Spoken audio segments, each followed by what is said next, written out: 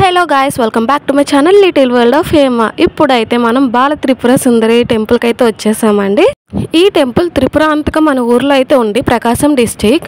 ఇక్కడ బాల త్రిపుర సుందరిని చాలా బాగా పూజిస్తారు అండ్ ఇక్కడ చాలా ఫేమస్ టెంపుల్ ఇది. మన పార్వతీదేవి మరో రూపం ఈ బాల త్రిపుర సుందరి దేవి కదండి.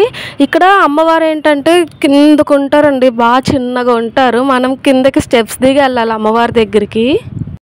నేనైతే ఓన్ వెహికల్లో రమ్మని చెప్తాను ఈ టెంపుల్కి, బికాజ్ ట్రైన్ ఫెసిలిటీ ఉంది కానీ బస్ ఫెసిలిటీ ఉందో లేదో నాకైతే తెలీదు. బట్ ట్రైన్ ఫెసిలిటీ ఉన్నా మళ్ళీ అక్కడ నుంచి ఇంకొక వెహికల్ తీసుకొని ఇక్కడ టెంపుల్కి రావాలి. మనం చూస్తున్నారు కదండి, తనే బాల త్రిపుర సుందరి అమ్మవారు. చాలా కిందకు ఉంటారు, చిన్నగా ఉంటారు.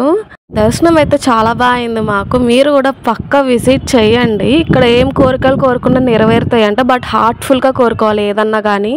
ఇక్కడ మనం స్టే చేయాలంటే రూమ్స్ కూడా అవైలబుల్గానే ఉన్నాయి అండ్ ఫుడ్ ఫెసిలిటీ కూడా లంచ్ అండ్ డిన్నర్ వీళ్ళే ప్రొవైడ్ చేస్తారు. బ్రేక్ఫాస్ట్ మాత్రం బయట చేయాలి మనం.